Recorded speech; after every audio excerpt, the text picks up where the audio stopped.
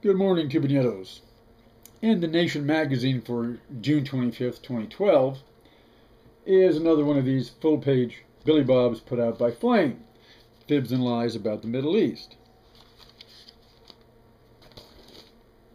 Why the Nation allows these things in its pages used to elude me, but it needs the revenue apparently, and as such it becomes part of the enablement that allows the problem to continue. I'll touch on that a bit. This time around, anyway, the flaming fibbers are addressing the two-state solution regarding Palestine and Israel. Will it solve the Middle East problem? Of course, they say it won't. Because the Arabs and the Muslims want to destroy the Jewish state and refuse to make peace. Of course, Israel has been every bit as intransigent and hardline, and stuff like this is put out to legitimize Israel's own aggression as part of the problem. I was all set to punch this crap in you asshole point by point yet again, but that's too easy. Instead, let's take a look at what the problem really is. And it is, of course, the concept of the Jewish state itself. All right, Azov, we knew where you were going. Israel has no right to exist. You're no better than those Islamist baby killers who just want Jews to lay down and die under the knives of your third world pet apes. There, I said it for you. Feel better? Well, again, the real problem lies beyond this kind of disingenuous jerk.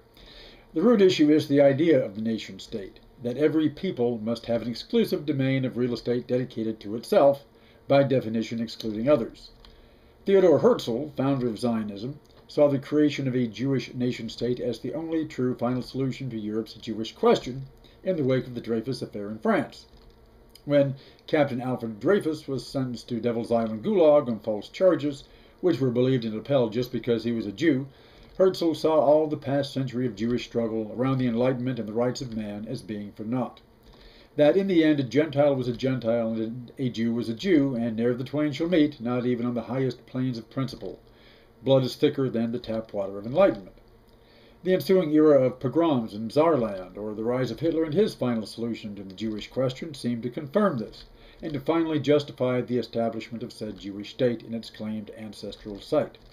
Only, there are several holes in this theoretical structure. If it were a wall, it would fall for lack of sufficient brick and mortar, which is why there must be intellectual barbed wire and guards keeping you away from inspecting it too closely. The idea of the nation-state was already becoming obsolete at the time of Israel's founding, especially when built on land already being lived upon by others who could justly claim possession as 9/10 of any law. The right of settlers and outside powers to dispose of said residents was no longer axiomatic after World War II, when Enlightenment values defeated the persecutors of Alfred Dreyfus on an international level. Just as Dreyfus had finally been freed and exonerated by French public opinion, even a similar case in Tsarist Russia, that of Mendel Belos, resulted in acquittal because even the Tsar's regime was too embarrassed to pursue it.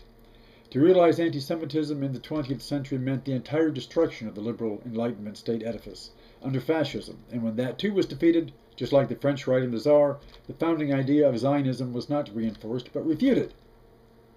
The United States is the greatest refutation of Herzl's despair and his resulting philosophy, while ironically it's become the greatest enabler of it.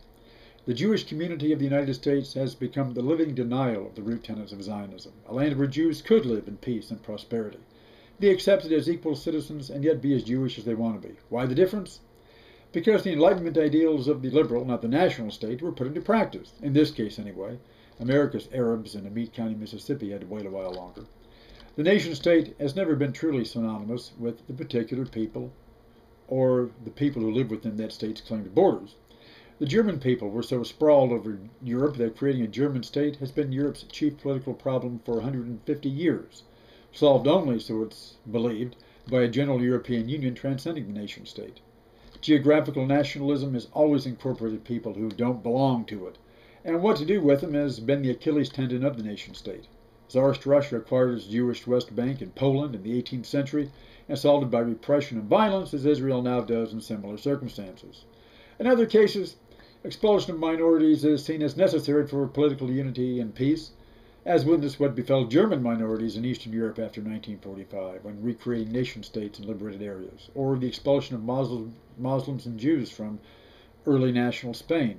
As for pure nation-states, like Wales or Lithuania, these survived only because their geographical backwaters that larger powers took over and left alone, as irrelevant to any larger need. They did not have to be created from scratch. Because the creation of a nation state is not a natural phenomenon, but an artificial derived process, just like a tree is turned into a chair.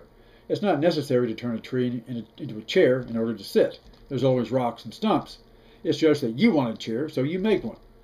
Ireland had to be recreated by propagating Gaelic, just as Israel had to be recreated through teaching Hebrew. The Spanish state had to be unified through the monarchy and the church. Otherwise, it would have fractured like Yugoslavia long ago.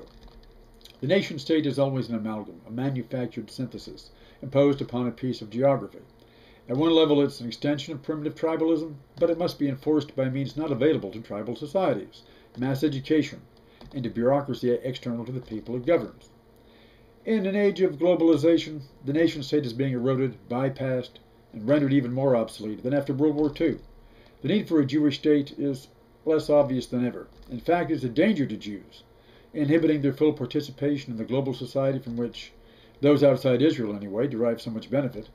And it's a danger to Jews in Israel, too, because Israel has basically become a self-inflicted armed ghetto whose citizens are turning onto each other like scorpions in a bottle, let alone what they do to the stranger at the gates. There is no solution to the Middle East problem until the U.S. and the West stop enabling this, stop playing along with its outmoded mythology for political expediency. The notion that God gave us this land has been the ritual cant of colonizers since the first Hebrew conquest of Palestine, evoked whenever other settlers want to pull off a real estate swindle. Puritans in Massachusetts or Afrikaners in South Africa. Non-Jews are under no more obligation to buy this mythology than Jews are obliged to believe in the virgin birth of Jesus, as long as the United States in particular enables this problem. Any attempt at its solution is only playing with matches, not putting out the fire. And, ironically, Israel has come full circle.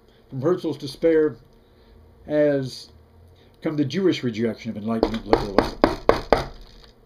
There's that knocking on my phone now. Excuse me a moment.